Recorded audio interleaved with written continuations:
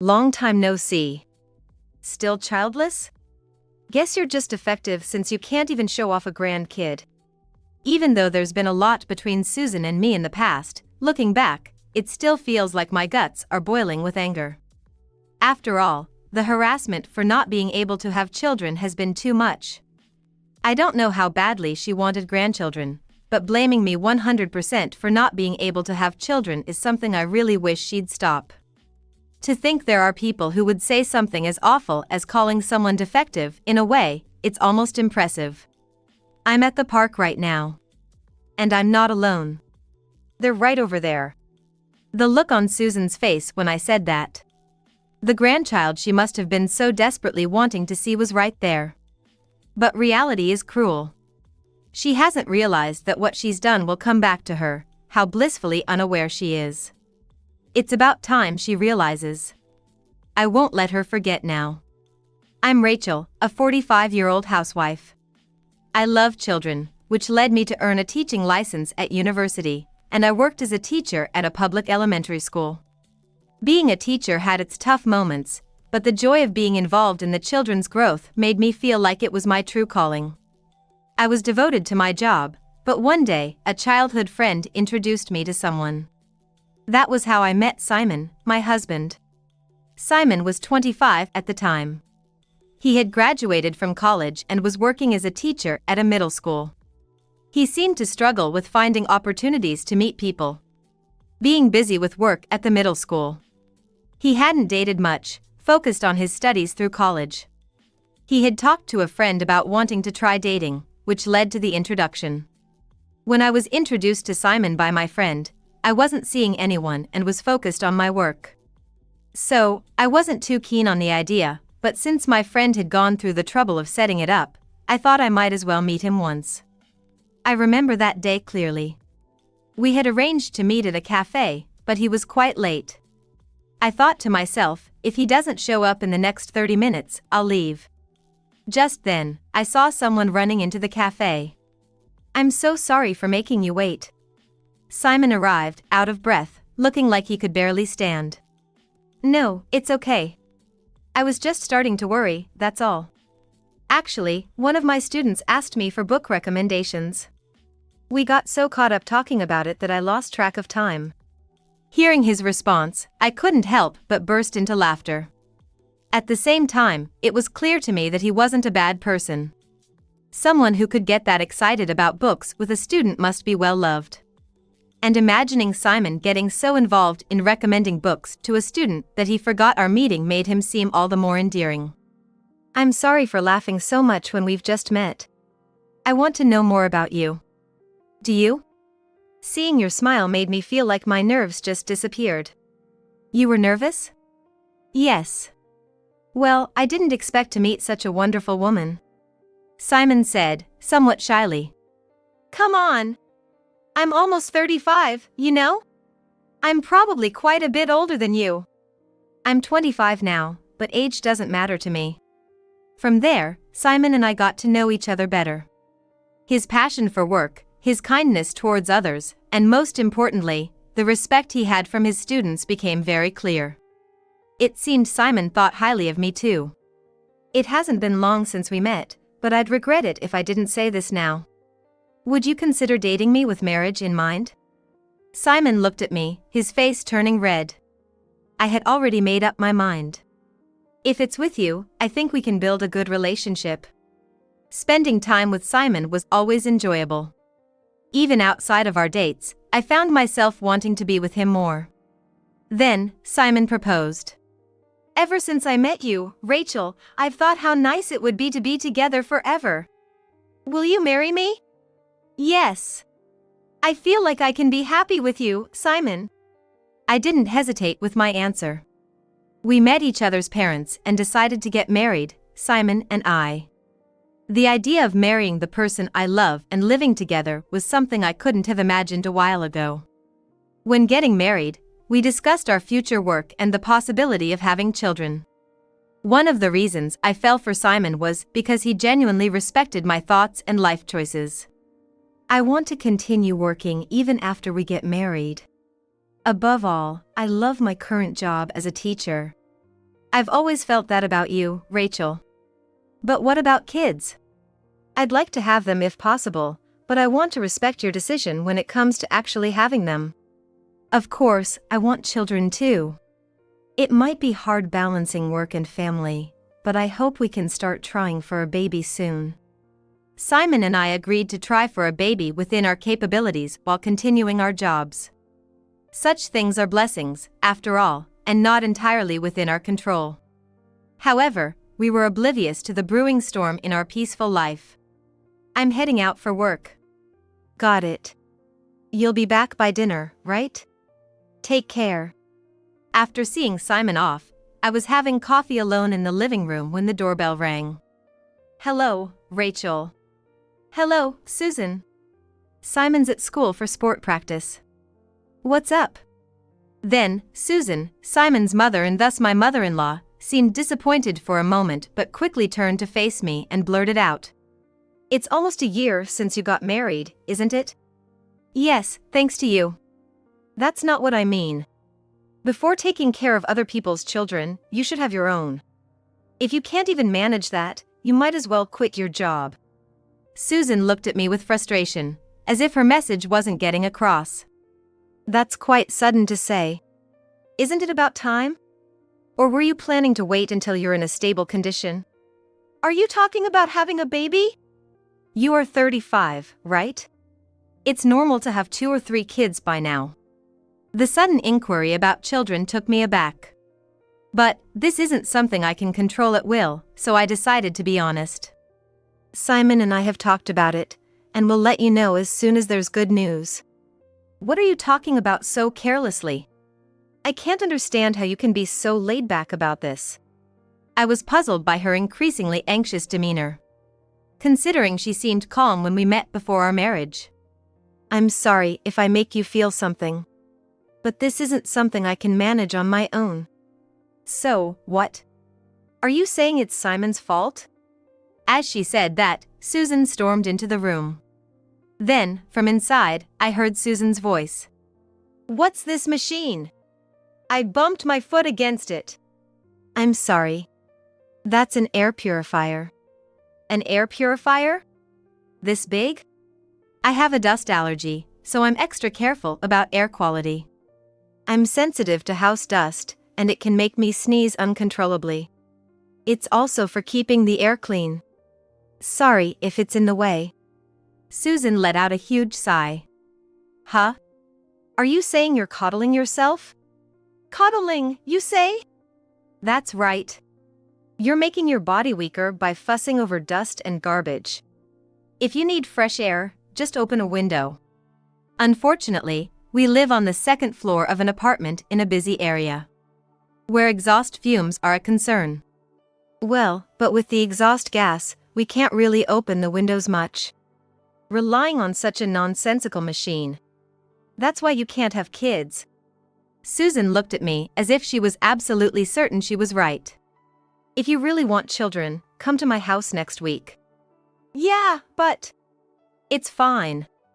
My husband isn't around, and I'm the only one there, so it won't bother anyone. The thought of going there made me feel gloomy. Next week, I visited Susan's house. Come this way. Susan took my hand and led me into the living room. As soon as I entered, a strange scent hit my nose. Excuse me, but this smell... I was at a loss for words to describe the strange aroma when a cup that seemed to contain tea was presented to me. Here. This tea is supposed to be good for your health and make it easier to get pregnant. Am I supposed to drink this? What about you, Susan? I'm not drinking it. They say good medicine tastes bitter, so I'm being harsh for your own good. Susan declared, pushing a bag resembling paper into my purse as I struggled with the bizarre color and smell of the tea, which seemed undrinkable. What is this? Don't go through someone's bag like that. Don't talk to me like I'm a thief. This tea, if you drink 4 cups a day, it's supposed to be effective. And next, there's this. Susan continued, pulling me towards the yard where I saw a mountain of laundry. What's with all the laundry? I asked, puzzled by the sight of gauze towels, tiny clothes, and bibs that clearly weren't Susan's. A friend gave them to me. Touching and washing children's things supposedly makes pregnancy more likely. It's also good practice for when you have a child. She explained, bringing out a large tub as if it were the most natural thing in the world. Washing with all your heart is said to welcome a child into your womb. She added before leaving me alone with my disbelief. Simon and I indeed wanted children and discussed waiting without stress for the right time. Yet here was Susan, pushing bizarre practices on us.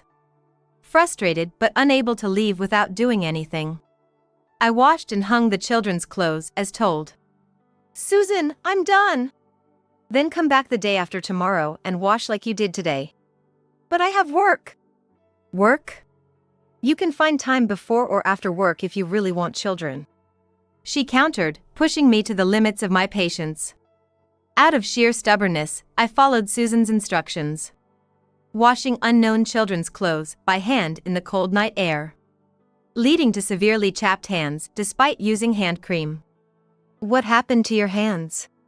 Simon asked with concern, hesitant to share the truth about his mother's outdated superstitions. I eventually told him about Susan's belief that hand-washing children's clothes could lead to pregnancy. Additionally, since Simon also expressed a desire for children, I was worried about speaking ill of his mother. "Actually, your mom has been asking if we have children yet. She told me that hand-washing children's clothes could make it easier to get pregnant, so I've been going to her house every other day to wash them." At this, Simon looked at me with disbelief, as if he couldn't believe what he was hearing. "What? She really thinks that'll work?" Simon pondered for a moment before speaking with a sense of resolve. "I'll talk to Mom, so you don't have to go over there anymore. Actually, Mom said she's going to try living on her own since there's some inheritance from Dad, and she wouldn't cling to her son or grandchildren. And I'm going to see a doctor." "Why the doctor?" "Because pregnancy isn't just about the woman, right? Maybe the problem lies with me. It's better to know," he explained, his reliability shining through. He always considered my troubles as his own. "Thank you, but don't overdo it. It's for you, Rachel. Staying silent while this is happening would be harder," he reassured me. Yet, Susan's behavior didn't change as expected. "I've spoken to Mom. You don't have to visit her house anymore." "Thank you. I'm sorry to make you do this, Simon." "Don't worry about it. Turns out, the difficulty in having kids might be because of me," Simon admitted with a hint of regret. "But the doctor said it should be fine with medication and regular visits. We'll see how it goes, and if nothing changes, we'll think about it again." It seemed like the issue was resolved, but it wasn't over yet. Susan, however, didn't take this well.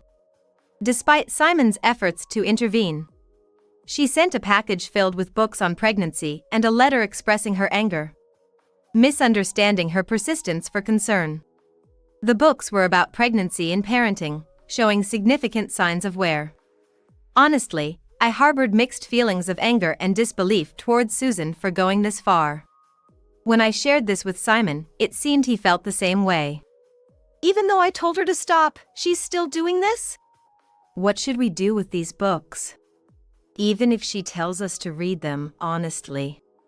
"Mom must be so desperate for a grandchild she's not seeing clearly anymore. I'm really sorry for putting you through this," Simon expressed, choosing his words carefully after some thought. It's undoubtedly a tough spot for him, being caught between me and his mother. "She is my mother, but the person I want to protect the most is my wife, Rachel. If it comes to hurting you carelessly, I'll need to reconsider our relationship with her. But even so, she's still your mother, right? I don't want you to have any regrets if something happens. We might have to attend family functions, but beyond that, we don't need to interact more than necessary. I'm really sorry for not realizing this sooner." "I'm sorry for all this," Simon apologized. Simon and I agreed to minimize contact with Susan, setting boundaries for our peace of mind, acknowledging the stress she was causing. Simon has been sending some money to his mother on his own, but since this is a matter between parent and child, I've decided not to say anything about it this time. He understood my decision to limit interactions with his mother. Affirming his priority was our well-being over maintaining unnecessary stress from family expectations. It had been about 10 years since the incident with Susan's problematic behavior. I was leisurely sitting on a bench in the park, enjoying a coffee for the first time in a long while, when I heard a voice from behind. "Long time no see. Still childless? You're basically defective for not being able to show off any grandchildren." I didn't recognize who it was at first. But, even though she had gotten much thinner and smaller, it was Susan. It hit me that some people never change, demeaning others as defective right off the bat. Her spiteful gaze made my once warm coffee seem to turn cold and taste bitter, making me realize how much someone's emotions can change their sense of taste. "Oh, Susan. Why haven't you shown your face, huh? You haven't been saying unnecessary things to Simon, have you?" "I never meant anything by it." Susan poked the ground near my feet with her cane and said, "What's the idea behind avoiding your husband's mother to such an extent?" I said as she looked me up and down, oozing sarcasm. "Sitting here, drinking your coffee so elegantly in the park, you must feel so good about yourself." She continued, unchanged from the day she demanded I wash a stranger's baby clothes. I had been living peacefully for the last 10 years without running into Susan. I didn't want to see her, but I mustered up the courage and spoke up. "They're right over there." Susan looked momentarily stunned but then burst into laughter, as if the idea of me having a child was the funniest thing. She probably always assumed it was impossible for me. That's why I think she can adopt such an attitude without any qualms. It's her prerogative to believe that happiness comes with having children, but I wish she wouldn't impose her values on others. She then turned serious and glared at me, making me brace for what was coming. "What's this all of a sudden?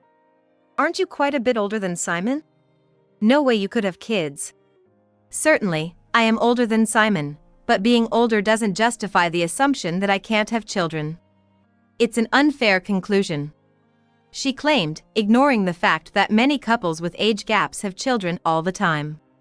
I took a deep breath, ready to speak my mind. "So," when Susan put her finger to my lips to silence me, as if saying I shouldn't say anything more. "You should have just done as I said. Whatever you've told Simon, running away like that. No child would be born to such an accursed person," she declared, her presence imposing. Despite 10 years of estrangement, I felt a genuine threat from her. The thought of being swallowed up by this situation filled me with dread. As I was being lectured by Susan, Anna and Emma came over, looking concerned. "Mom? What's happening? Do you know this person?" "This person is..." I hesitated on how to introduce Susan to Anna and Emma. Despite my bitter memories, she was their grandmother. Was it right to separate them based on my feelings? As I was pondering, Anna and Emma have never met Susan, nor have I ever mentioned her, so they would never imagine that she could be their grandmother. Anna and Emma started whispering among themselves, loud enough for me to hear. "Anna, do you think this person is?" "Yeah, Emma, I think so too. She was here the other day as well," they speculated. Susan, pretending not to notice their whispers, moved closer to Anna and Emma, trying to touch them with trembling hands. The girls looked unsure how to react to this stranger extending her hands to them. "Could it actually be Simon's children? My grandchildren?" Susan moved closer as if it were a touching reunion, despite the girls' clear discomfort at the sudden approach of a stranger they had never met. Then, taking a few steps back, Anna and Emma said to Susan, "You're the nagging grandma from the store, right?" "What do you mean?" "Do you think so too?" "I thought the same." Suddenly, they got excited, and I couldn't follow what was happening. "She's always at the store near our school." "Right. We always see her yelling at the clerks." "What do you mean?" "She's the lady from the store near our school. She's famous for shouting at the clerks, demanding her money back all the time. Exactly. She only yells at the young people, but when the manager with the name tag is there, she doesn't say anything.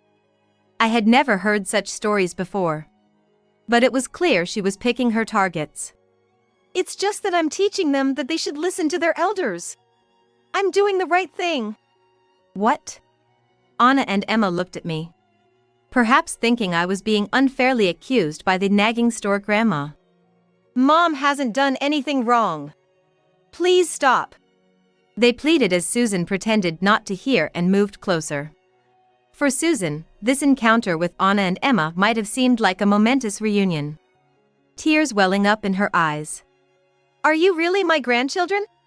Well, since we've met, let's have a good look at you. Don't come any closer. If anything happens to Mom, we'll hear this. Emma threatened, brandishing a large, brightly colored personal alarm. Susan seemed to shrink back at the sight of the alarm. Anyone would flinch if threatened with a personal alarm being sounded. It's not often that a grandmother is met with her grandchildren brandishing a personal alarm, treating her like a suspicious person. I instinctively moved to ensure their safety. And Susan began to tremble. What?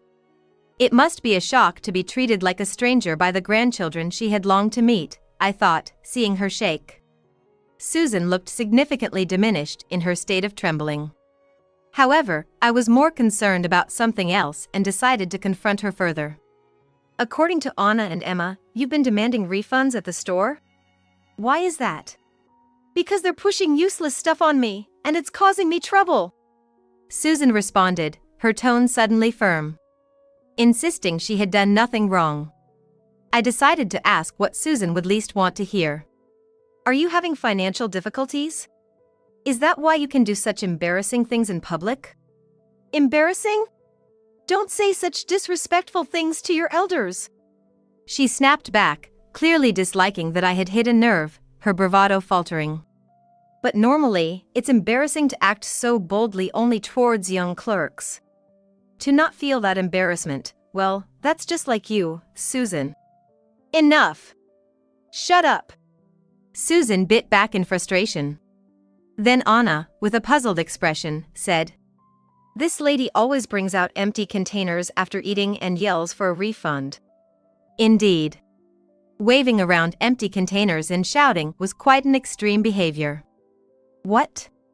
What do you plan to do with an empty container? I don't really know. But they were saying something about a poor old person doing such things. I realized these were the children's words. Are you perhaps struggling with money? Yes. It's terrible to grow old and be in need of money. As far as I can remember, Susan's house was filled with numerous high-end items. She probably spent all of the money from my father-in-law. Living in hardship due to financial trouble must be tough. If you understand, could you send me a little money? $3,000, no, $2,000 would be enough. I avoided Susan's approaching gaze. I must decline. What? After all that you've done, expecting help when you're in trouble is too much. Then, Susan glared at me in frustration. You really are heartless. To not extend a helping hand to a frail old person like me. She looked at me as if she was entitled to help, as usual. But there's no need for that. It's all self-inflicted. How pitiful for these children to be raised by a parent like you.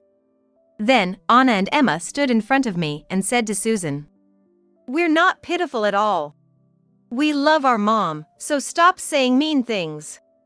If you say anything more cruel, we'll really go to the police. Susan was speechless at Anna and Emma's sudden retaliation. It must have been shocking for her to be threatened with police by the grandchildren she longed for.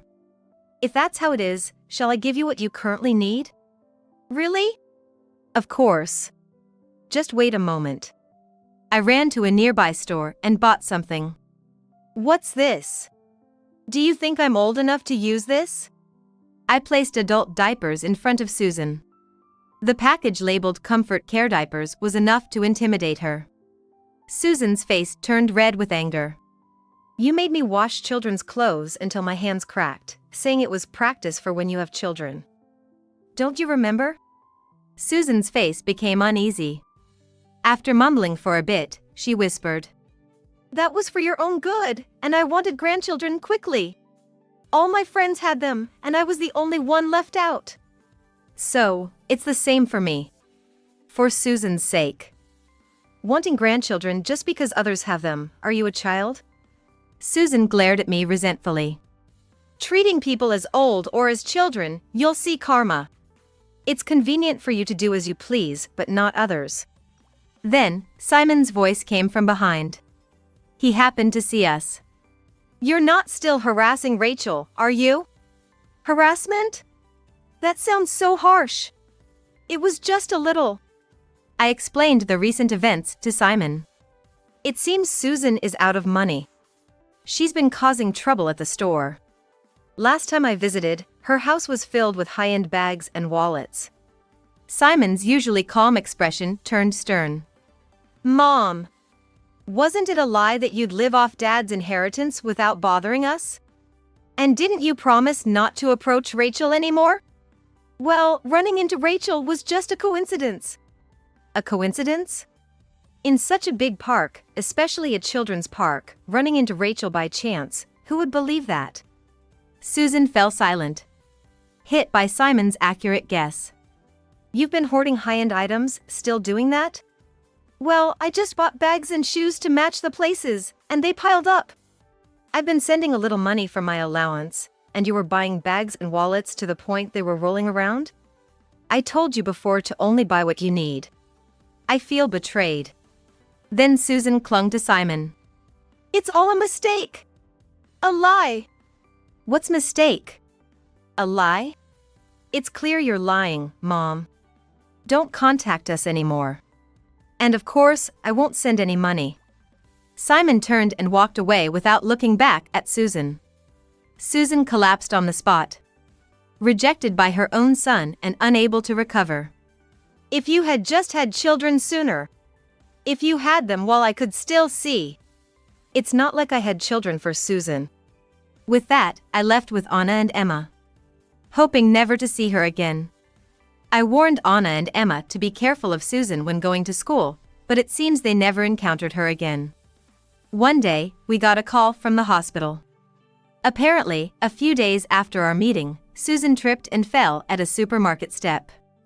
When asked to pick up Susan from the hospital, I found her shrunken figure in the bed, along with the supermarket manager and a police officer. Susan had a bad fall, breaking her leg. It turned out she had been secretly taking items, and the store had been keeping an eye on her. Well, I don't want to hear any excuses. It's embarrassing, so please don't contact me again. It can't be helped. Simon used to send them to me, but now they're gone. I was stunned and speechless. Also, no matter who I ask for your contact information, no one will answer, so I was feeling lonely. I guess so. Apparently, she was trying her best to get in touch with me again. I must have been asking around hoping someone would tell us where we were. Susan has always believed that anyone will listen to what she says. But I had taken precautions in advance. I told everyone about her actions and about the unpleasant experiences I had experienced in the past, and at the same time asked them not to give out my contact information. I didn't want to imagine meeting a selfish person like her again. So, no one gave her our contact information. I heard that some of them were refusing her calls, so she must have been quite disliked even among her friends. Anyone would definitely keep their distance from such a person. I wasn't particularly surprised when I heard that her calls were being rejected. Susan ends up spending every day alone and feeling lonely while in the hospital. It seems that due to the stress, she has been hitting people at the hospital and is being given strict warning. That's fine for now, but I wonder what will happen in the future. The way she continues to run wild without realizing how much she is hated may be considered typical of her. I am spending happy days with Anna, Emma, and my husband. I wondered what would happen when I ran into Susan in the park, but I'm glad I took the plunge. I'm glad I consulted my husband about all the problems. We worked together to receive treatment and were able to meet the two daughters. I also realized that if we don't value others, it will come back to us. Mom, come here. Come on, Mom. Anna and Emma are looking at me with big smiles. I ran over to catch up with them and gave them a big hug. I want to live my life savoring the happiness of being able to spend happy days like this with Anna, Emma, and my husband.